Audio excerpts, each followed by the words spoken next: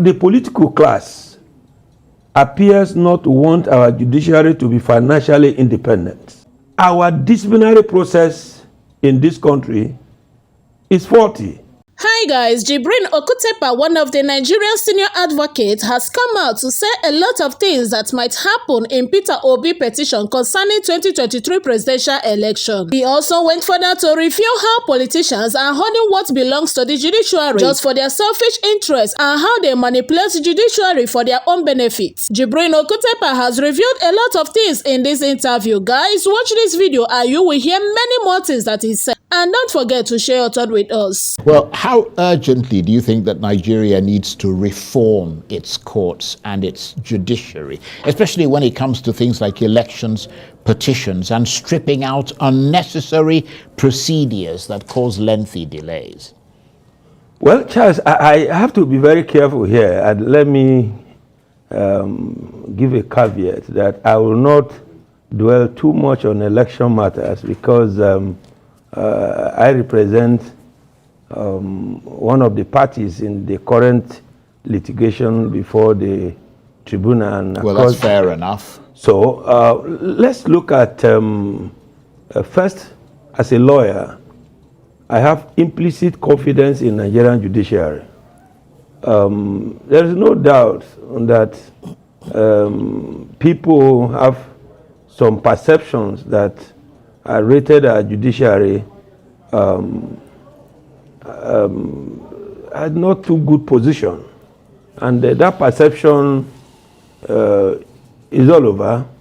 But it is for the judiciary to stand the test of time and dispel that perception as incorrect. When you talk about reformation or reforming Nigerian judiciary, there are so many things that are wrong, not necessarily with the judges, but with the judiciary itself.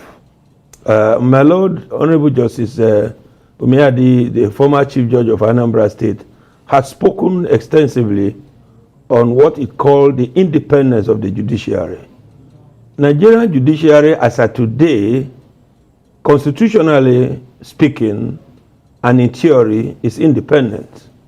But I have doubt whether in practical reality the judiciary is independent.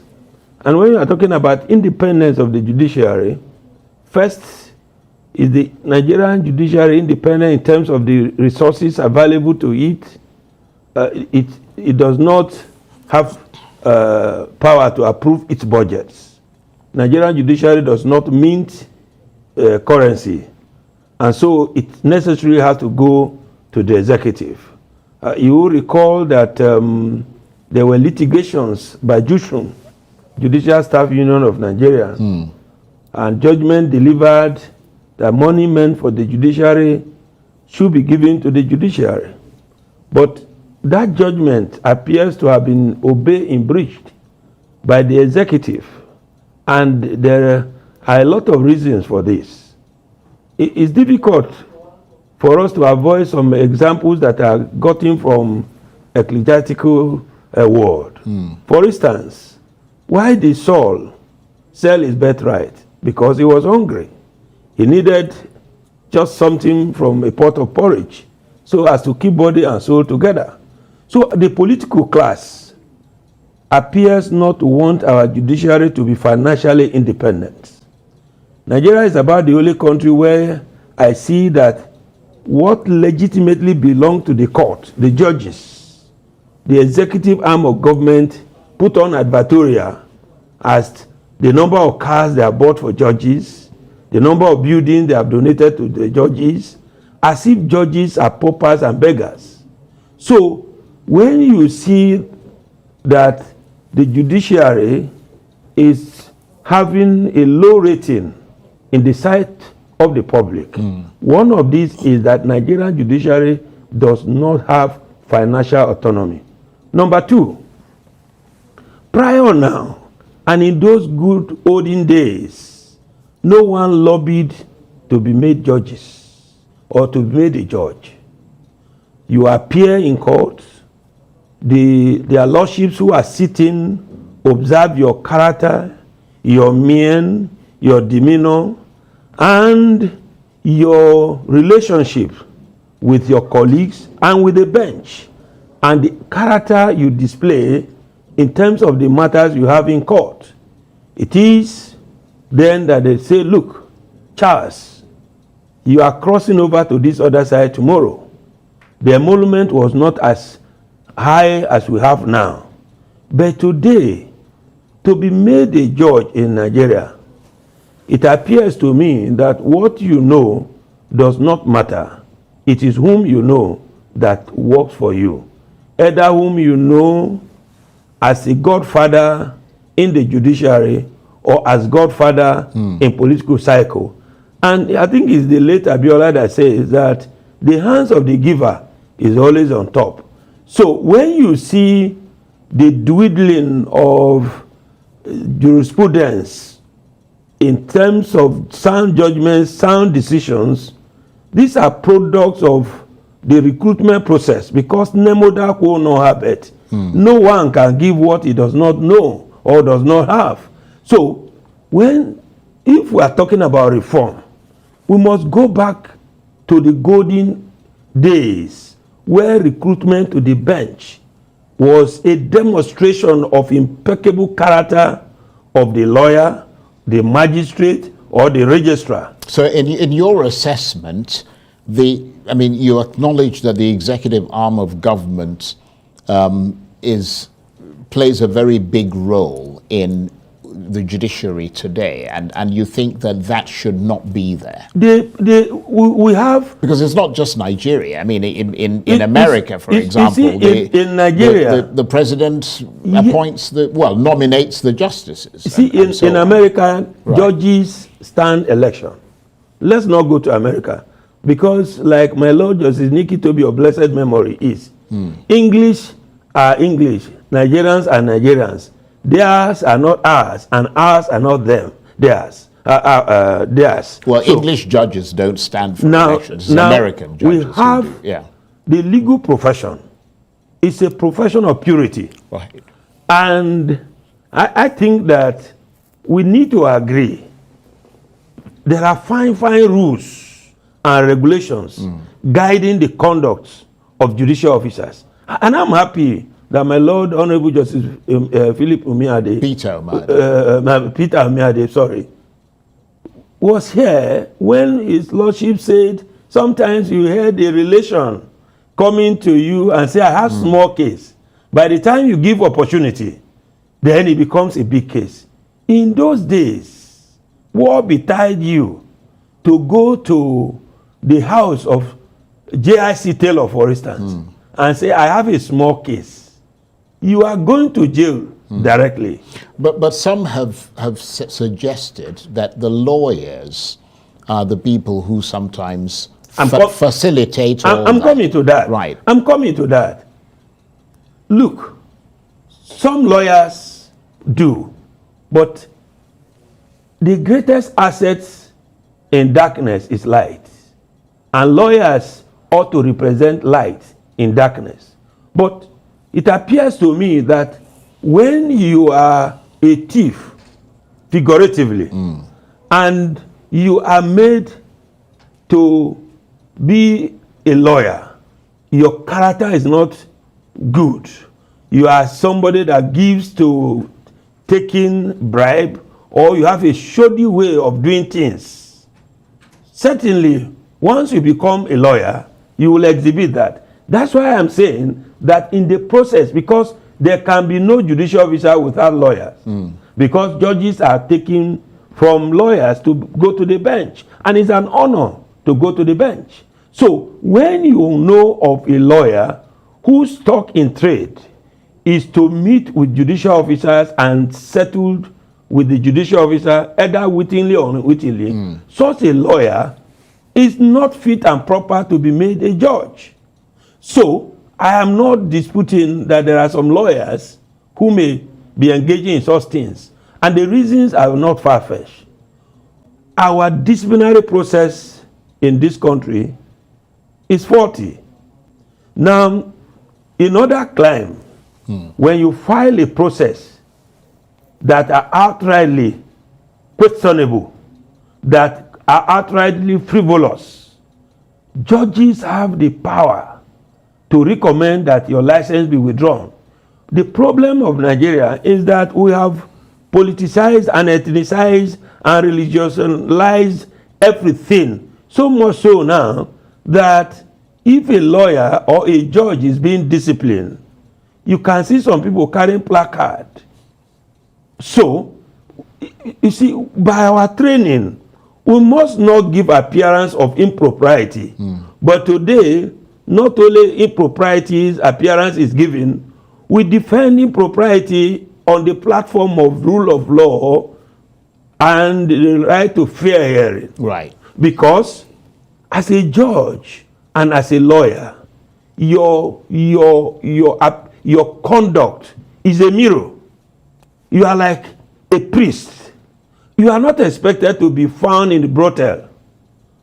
But today, in those days, you hardly can find any judicial officer in a public functions. But in order for some of our judges and the heads of court to get what rightly belongs to them, sometimes they go to stand in the airport. Yes, I see what you mean. To welcome those who are not as well educated as they are. And they demean the nobility Absolutely. of the judicial. So we have not yet have a state or the executives or people who really want to put the judiciary in the right pedestal for undiluted justice in this country. Well, that's a very good point and very interesting point that you make. That underscores the feeling that the system at the moment, the judicial system, is quite bad. But I'm wondering whether that concerns you when you've got something like an election petition that is so fundamental to the future of this country. Well, we cannot go to import judges to decide Nigeria election petition. The election petitions across this nation must be decided by Nigerian judges. And so Nigerian judges are also not judicial robots. They are human beings like you and I. They listen to Nigerians. They hear the outcry of Nigerians. And judges have, with all respect, done a lot to keep democracy in the kind of democracy that we now have. I'm sure you would have seen that even election petition, you recall that in Zamfara, when political rascality was displayed, they were put to the strictest test of it, and they lost all the people they claim had won the election. And it happened in other places also. I am praying and I'm hoping that the strength of character, the courage to resist the temptation of the punishment their lordships are suffering in the hands of the executive, God will give them that strength, because whether you like it or not, for those of us who go to court almost on daily basis, except on non-juridical day, sometimes you weep to see judges trying their very best to cope with the volume of work in long handwriting. Yeah, that is just and completely unacceptable. You are expected to deliver XYZ judgments, and so the quantity of judgments now become more fundamental for elevation than the quality of judgments. And in talking about the quality of judgments, no one can sit and read comfortably in a very harsh condition. So judges retire home. They are at the mercies of disco, no diesel. I was privileged to visit a presiding justice somewhere in one of the states, far away. When I got to the house, even the door to the house was in a pitiable situation. That's a presiding justice or court of appeal. And you are expecting such a person trying a case involving humongous amount of money to resist temptation. And so that's why I say that the judiciary have been put at the mercies of the executive. And that is what our political class, they do for purposes of their selfish interest. Right. Otherwise, if To make them more manipulable. because it's like you have food in your hand and somebody is hungry and you have the capacity to give the food, but you say, I will not give you this food unless you sing national anthem. and the man may not even want to sing the national anthem, but he's forced to do it. He's forced to do it. So let me say this, that Nigerian judiciary, judges in Nigeria, without sounding patronizing, have endured very excruciating circumstances.